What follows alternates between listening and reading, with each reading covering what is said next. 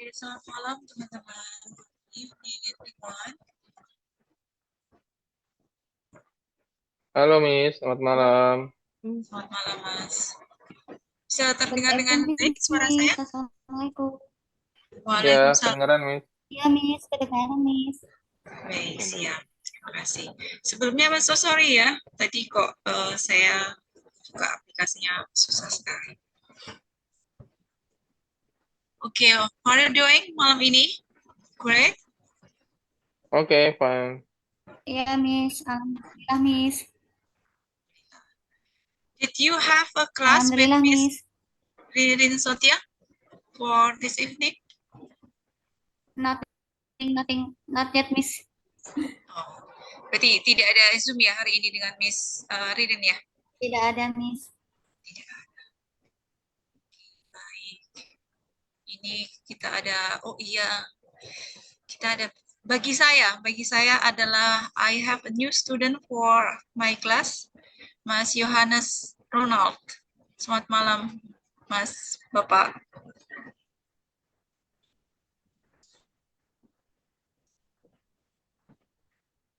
Good evening. How should I call you, Mas or Bapak? Oke, baik. How should I call you, Mas?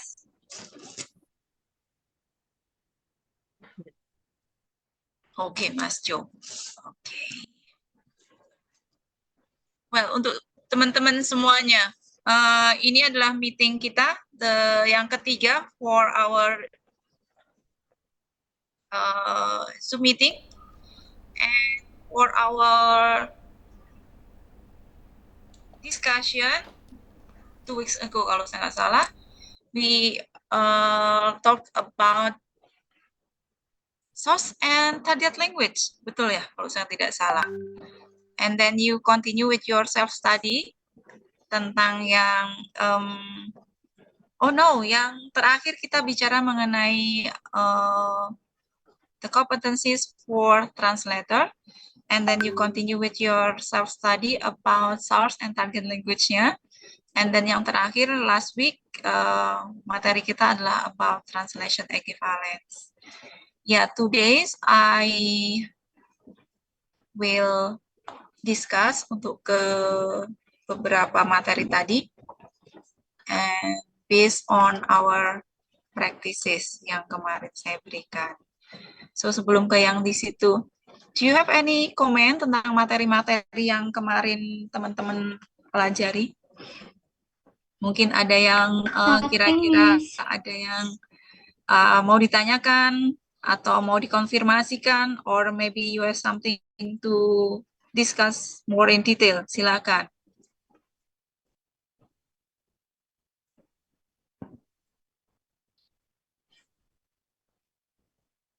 Kalau tidak ada, nanti gantian saya loh. Nothing, Miss. Yakin? Hello, Miss. How are you? Oke, kalau tidak berarti gantian saya kalau gitu. Oke, 2 minggu yang lalu saya minta teman-teman untuk membahas atau melihat mengenai source language and target language in translation. Oke, poin yang perlu atau yang bisa kita dapat dari pembahasan mengenai bahasa sumber atau source language dan bahasa saran atau target language, apa teman-teman? Dalam konsep atau dalam konteks penerjemahan boleh dihubungkan dengan materi sebelumnya waktu kita membahas mengenai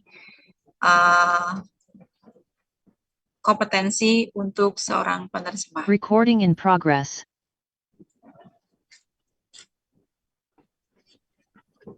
Yeah. Want to share the opinion? Ayo, ada yang mau berbagi pendapat? Silakan.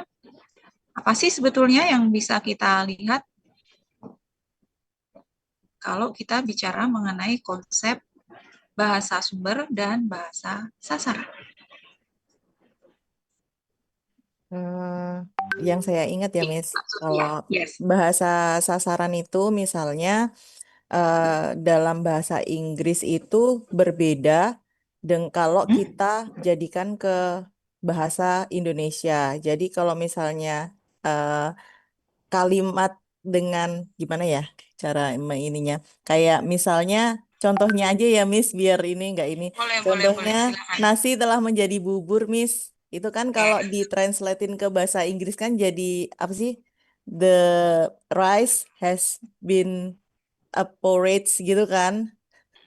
Tapi kan kalau itu kan jadinya no meaning. Jadi itu harus pakai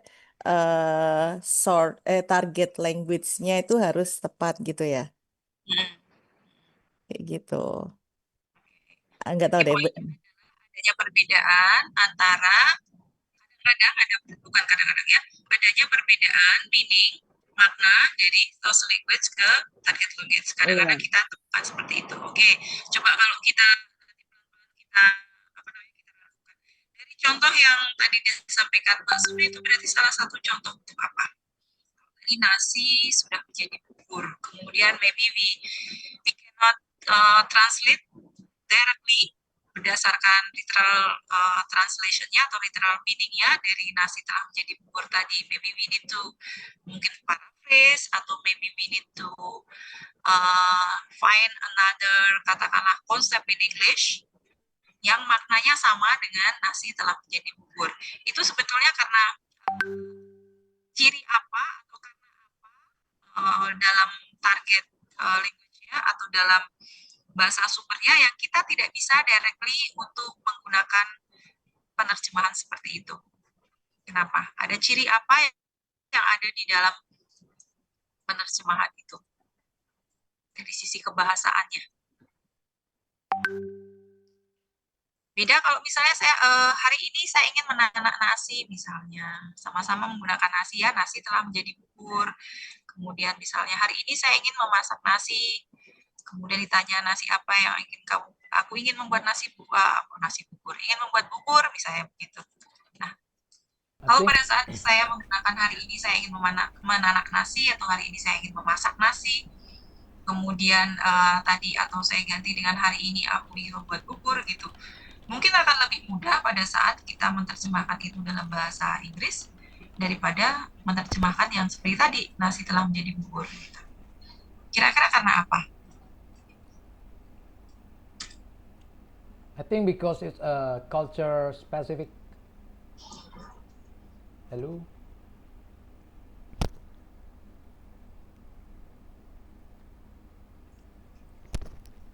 Maaf. Hello? Saya terlempar ya. Oh, okay. Yeah, Wait, Mas. Koneksi saya tidak stabil karena okay. cuaca kurang baik memang di daerah saya saat ini.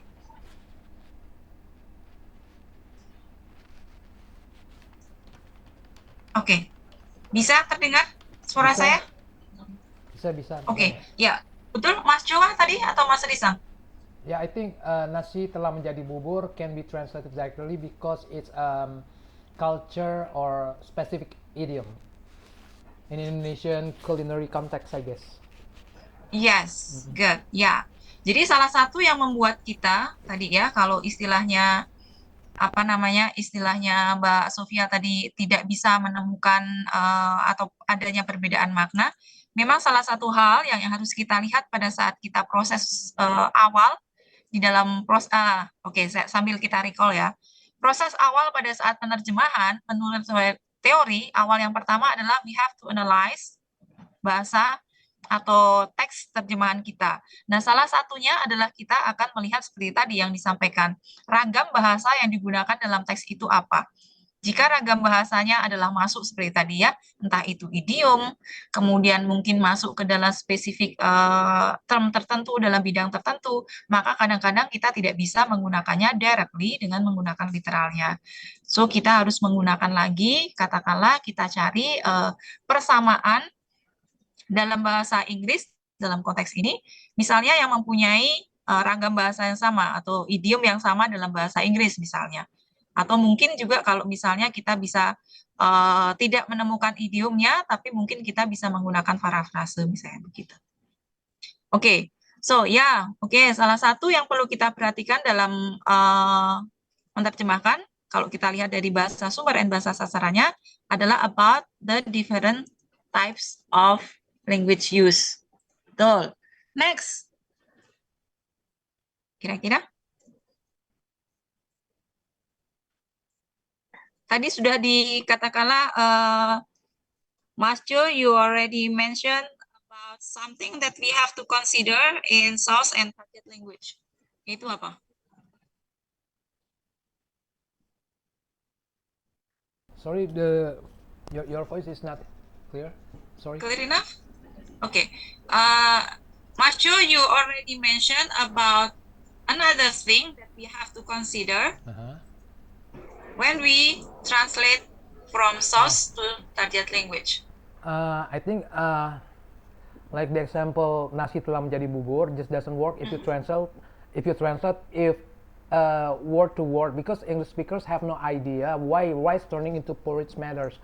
The main issue here is cultural imagery. This whole concept of rice becoming porridge as something irreversible only makes sense in Indonesia culture, where people actually eat both rice and bubur regularly and understand that transformation. If you literally say the rice has become porridge to an English speaker, they will just be confused and think, okay, so what? The target language needs something that clicks naturally for them, like spill milk or water under the bridge. A completely different image, but the same core message about things you can undo. What stops us from translating directly is that the cultural reference is too specific to Indonesia. So we have to adapt it using paraphrasing to get the same communicative to punch without the original imagery that wouldn't resonate with English. Okay, Anyway, yes. Ya, betul. Ya. Ya, right, Mas, betul. Jadi ya poin tadi adalah kenapa kita tidak bisa directly, karena satu poin yang perlu kita perhatikan adalah cultural aspek dari bahasa sumber dan bahasa sasarannya. Kita masih menggunakan contoh dari Mbak Sofia tadi mengenai nasi telah menjadi bubur. Betul. Kalau bagi kita orang Indonesia, konsep perbedaan dari bentuk-bentuk, kalau beberapa minggu yang lalu saya sebutkan beras, ya, apalagi yang di Jawa mungkin kita mengenal banyak nama untuk bentuk-bentuk beras, mulai dari gabah, kemudian nanti ada butiran nasi, kemudian kalau yang agak hancur itu ada namanya sendiri di culture Jawa gitu. Sama juga dengan yang konsep tadi. Kalau nasi mungkin di dalam kita bisa memahami dengan baik apabila kita tambahkan dengan air yang banyak nanti menjadi bubur seperti itu. Tetapi konsep itu mungkin tidak bisa directly di-adapt atau directly kita gunakan di dalam konsep penerjemahan ke dalam bahasa asing, dalam konteks ini dalam bahasa Indonesia. Bahasa Inggris. Betul. Jadi konsep yang kedua, selain dari sisi perbedaan ragam atau tipologi dari bahasa itu sendiri, bisa nanti di dalamnya ada perbedaan structure, kemudian mungkin perbedaan dari term penggunaannya gitu. Salah yang kedua adalah dari sisi cultural konteksnya. Oke. And then mungkin satu lagi yang juga perlu, yang penting juga pada saat kita menerjemahkan, yang masih berhubungan dengan source dan target language-nya, yang berhubungan dengan penerjemah dan juga berhubungan dengan pembacanya atau audiensnya. Iya, Mbak Rima dan Mbak Antika, maaf ya kalau suara saya mungkin agak terputus-putus. Jadi ya betul, di tempat saya agak hujan, mendung, jadi mungkin koneksi internet saya kurang bagus. Mohon maaf. Ini saya rekam, mudah-mudahan nanti isi rekamannya bisa lebih baik gitu. Nanti bisa kita bersama. Oke, teman-teman? I think the main thing is audience comprehension and cultural familiarity. When we are translating, such as nasi telah menjadi bubur, we have to think about whether our target audience actually understand the cultural context behind that imagery. Indonesian audience get it instantly, understand the cultural context behind that imagery, because like I said, rice and porridge are part of the daily lives, but English speaking audience have zero connection to that concept. So the so the characteristic, the characteristics that matters here is reader accessibility the translation isn't just about moving words from one language to another, but it's about making sure the message actually lands with your audience in a way that feels natural to them. Oke, yes, good. Ya, itu the point of view of the audience, betul. Ya, Jadi pada saat kita ingin menerjemahkan, kita harus melihat dulu pembaca hasil penerjemahan kita itu siapa. Kemudian apakah nanti apabila kita memilih menerjemahkan seperti ini, itu akan lebih mudah dipahami atau tidak. Tapi one thing sebelum kita ke situ adalah sebetulnya pada saat kita ingin menerjemahkan, itu kita lihat dulu sebetulnya juga. Tujuan kita menerjemahkan itu untuk apa? Apakah kita ingin mengedepankan dari sisi dalam arti information ya, atau dalam arti sebenarnya kita atau buku itu atau teks itu mempunyai tujuan-tujuan tertentu, message tertentu yang ingin disampaikan ke pembacanya. Apabila pada saat kita menerjemahkan, kemudian target pembacanya ataupun kalau boleh dikatakan nanti yang akan membaca kita itu adalah learners, yang nanti misalnya yang ingin diketahui adalah struktur gramatikal atau struktur dari kalimat source language itu, maka bisa jadi nanti dari poin-poin culture-nya bisa jadi akan sedikit kita kesampingkan. Tetapi apabila yang kita ingin tujuan dari penerjemahan itu misalnya adalah untuk mengetahui aspek-aspek di luar, salah satunya tadi adalah mengenai aspek budaya, maka kita memilih bisa jadi kita tidak menggunakan yang literal translation, tapi kita menggunakan yang tadi parafrase ataupun juga menggunakan footnote apabila dalam konteks tertentu. Oke. Ya, kira-kira seperti itu. Nah, saya masuk aja sekalian, kita bahas satu-satu mengenai latihan yang kemarin ya.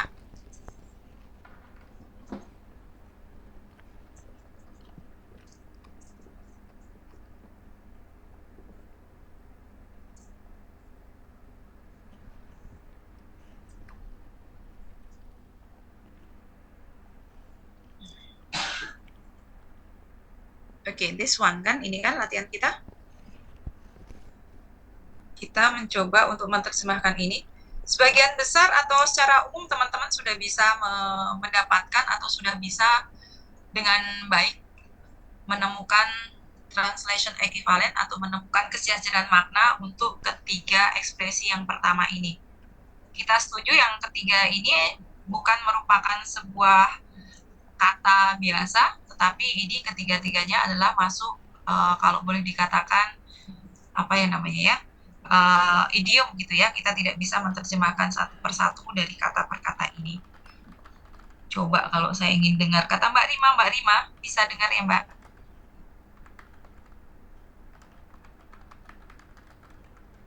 Mbak Rima, are you there? Apa Miss putus-putus Miss? Saya Oke. di lantai. Oke, Mbak Rima coba kalau yang satu itu Mbak Rima terjemahkan apa nih? Apa Miss? Yang nomor satu, yang hit the stack itu, Mbak Rima terjemahkan apa kemarin? Yang ini Mbak, yang ini diterjemahkan apa nih? Yang ini. Nih, yang ini diterjemahin apa?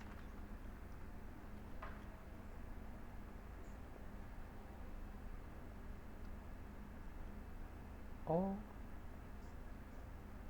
Halo Mbak Rima?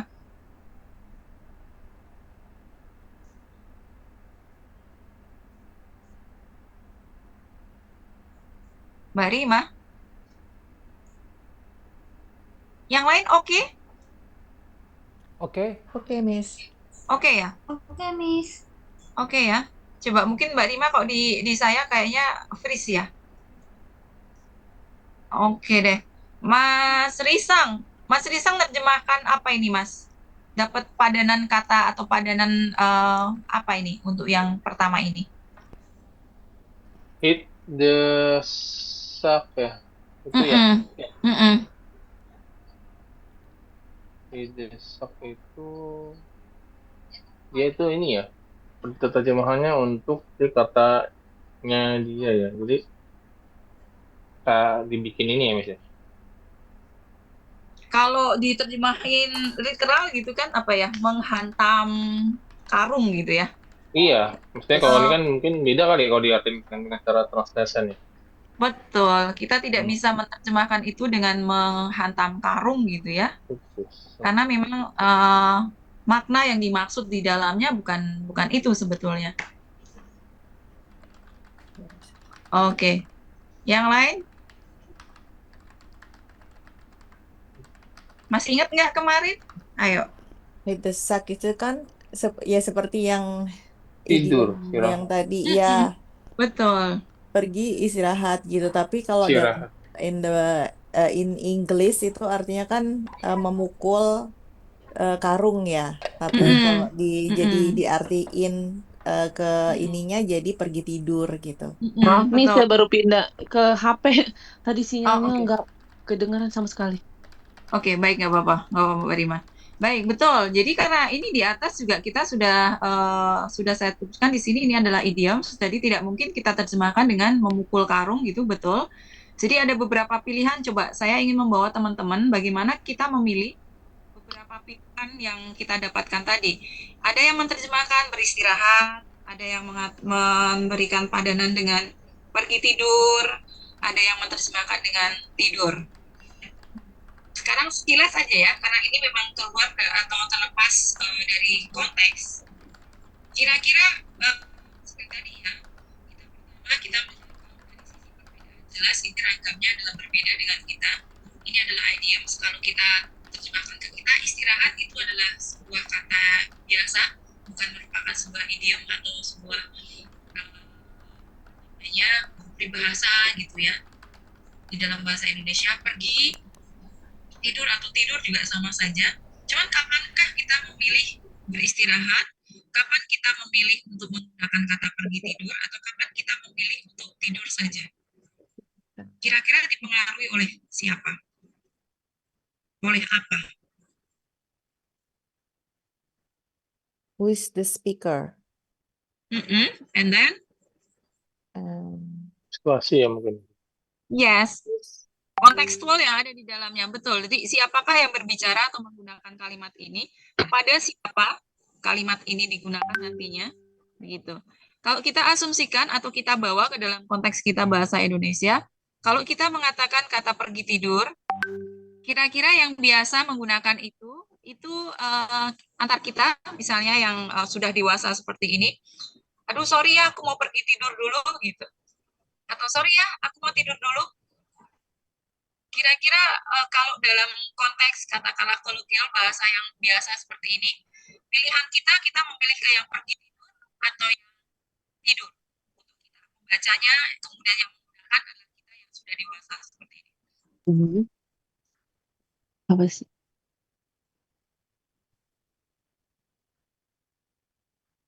Kita bandingkan misalnya dengan yang mengucapkan adalah orang tua, ibu misalnya, berbicara ke anaknya bahwa sekarang sudah saatnya tidur, sekarang sudah saatnya pergi tidur.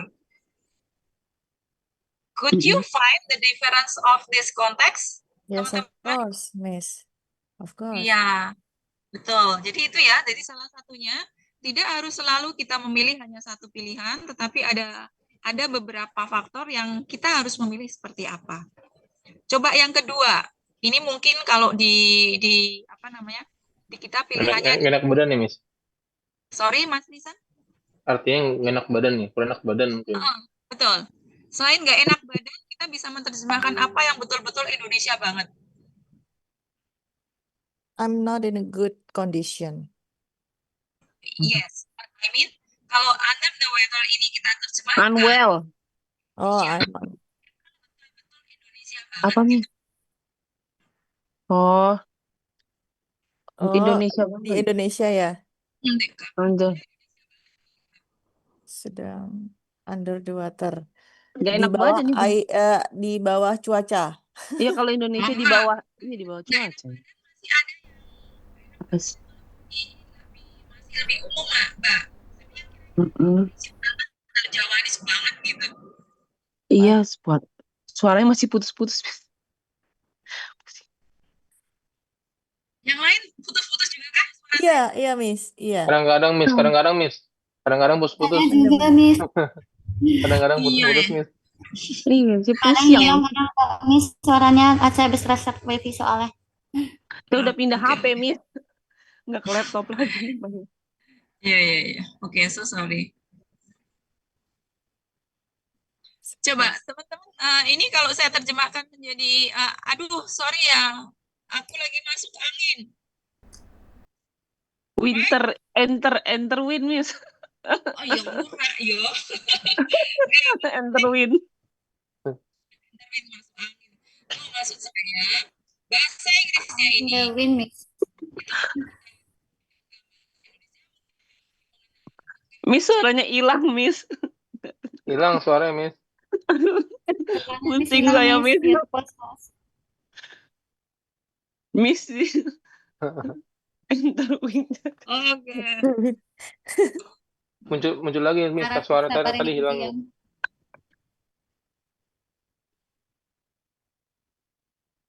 Yes, feeling unwell itu adalah apa kata-kata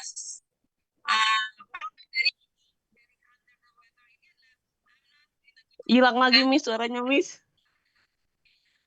saya Indonesianya. Pusing saya, bingung. Miss ngomong apa ini? Ampun. Tuh. Wow. Oke. Saya jadi ngerasa bersalah deh. Maaf, Iya, Miss, saya lantai 8, Miss. kenapa? Saya di lantai 8. Maafkan aja. Iya, Miss, saya nggak bisa. Saya susah banget sinyal jadinya. Iya, iya, iya. Wait, sebentar. Sebentar.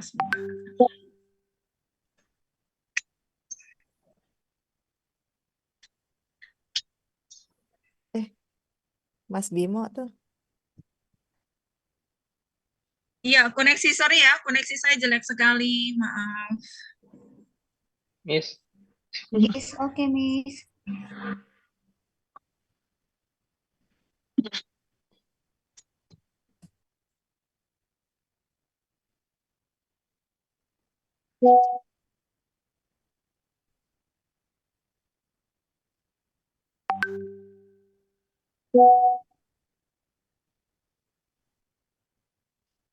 Aduh.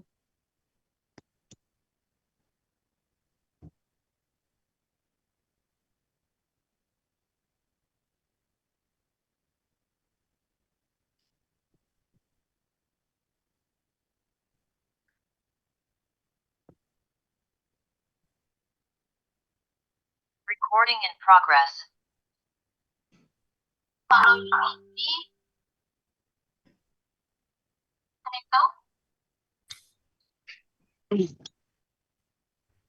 Miss, suara Miss terputus-putus, Miss. Iya, iya, iya. Iya, iya. Your voice terputus-putus, Miss. Habis di restart wifi saya tadi sama aja sih, Miss. Soalnya habis hujan di sini. Iya, betul sih. Di saya juga kayak masih hujan di luar. Sorry ya. Jadinya It's okay, Miss. Di saya Makanya suaranya cuma udah jelas jawab sih. lewat meeting, Miss. Di saya suaranya Miss udah jelas. gitu ya. Beda-beda ternyata. Wifi Bang Johan yang BTS-nya gede ya, Bang? Mungkin. Karena di Jakarta kali ya. BTS-nya besar banget. Jakarta kadang-kadang nih. Oke. So ini enaknya gimana? Atau saya bikin video pembelajaran saja untuk menerangkan ini, kemudian nanti saya upload? Boleh, Miss. Boleh, Miss. Boleh, Boleh, saya ikut Miss, aja, boleh. Miss. Boleh. Itu ya, ini daripada Ya, nih. seperti ini, putus-putus juga nanti kita tidak. Iya, Miss, saya nggak bisa kedengeran, kadang enggak, kadang Miss ngomong Cuma apa suaranya Mas saya. Johan yang kedengaran, Miss. Iya, suara Bang Jo malah jelas banget. Wifi-nya bagus Oh. dia, Mbak Rima. Wifi-nya bagus. Mbak Rima. Wifi saya Mbps-nya cuma dikit, makanya kalau hujan kadang kayak gimana ya, kayak ngeleng-ngeleng. Habis tak restart sama aja gitu loh. Berdoa. Oke deh, baik. Kalau gitu teman-teman, I'm so sorry. Sekali lagi saya minta maaf. saya bikinkan video pembelajaran untuk pemahaman ini, untuk yang pemahaman beberapa tugas-tugas saya ini. Mudah-mudahan nanti bisa mewadai, bisa kata semuanya. Kemudian kalau ada pertanyaan mungkin bisa disampaikan di grup. Nanti akan saya jawab juga di grup biar semuanya nanti bisa bisa mengecek. Oke, siap. Sudah Apa, Miss? di grup ya? Apa, Miss? Bentar saya cek dulu di grup. Di grup. Oh, Oke, di Miss. grup. Oh iya, putus. Iya, oke, saya lihat di grup. Sudah Oh ya? iya, Ada 8 orang ada di sini. siap Ada sudah. Mas Sal, ada Siap, Mbak Miss. Antika, ada Mas Jo, Mas Bimo, Siap. kemudian Miss Safia. Is it you, Mbak Sofia? Yes, I am. Oke, baik. Ada Mbak Rima di sana. Iya, sebenarnya udah semua. So, saya bikin video pembelajaran saja. Kemudian nanti saya upload tentang rekapitulasi pemahaman ini. Kemudian for our next material, it's about Miss. yes. Ya, oke, Miss. Oke. Kemudian yang berikutnya, materi berikutnya adalah mengenai types of translation. Itu tipe-tipe atau hasil-hasil penerjemahan. Itu bisa dilihat dari sisi kalau dilihat cara menerjemahkannya itu disebut apa sih begitu. Mungkin juga untuk mengantisipasi sekilas saya nanti akan membuat video pembelajaran saja deh. Jadi kalau misalnya nanti saya ada kesulitan untuk seperti ini, minimal rasa bersalah saya tidak terlalu besar. Itu bagus, Miss, suaranya, Miss. Iya, kadang bagus, kadang jelek. Karena Iya. sinyal. Makanya, so Karena nanti ini daripada suaranya If you want to go, the voice is clear, Miss.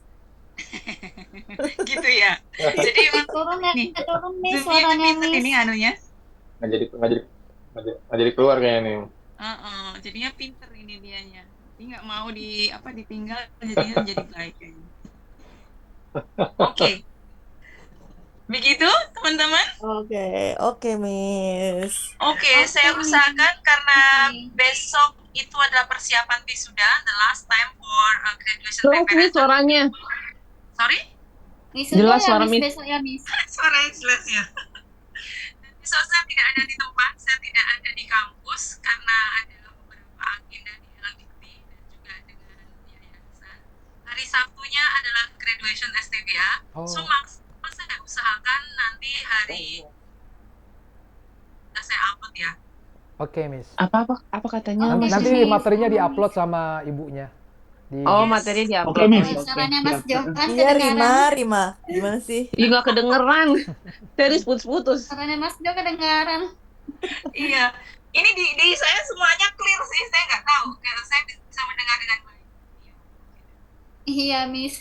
Oh iya, putus-putus ya, Miss ya. Oke. Nah Begitu putus-putus ya, Miss. Nah teman-teman ya. turun Miss. Semakin Ya Miss. besar nanti. Oke. Oke. Well, thank you very much for your kind attention for this evening.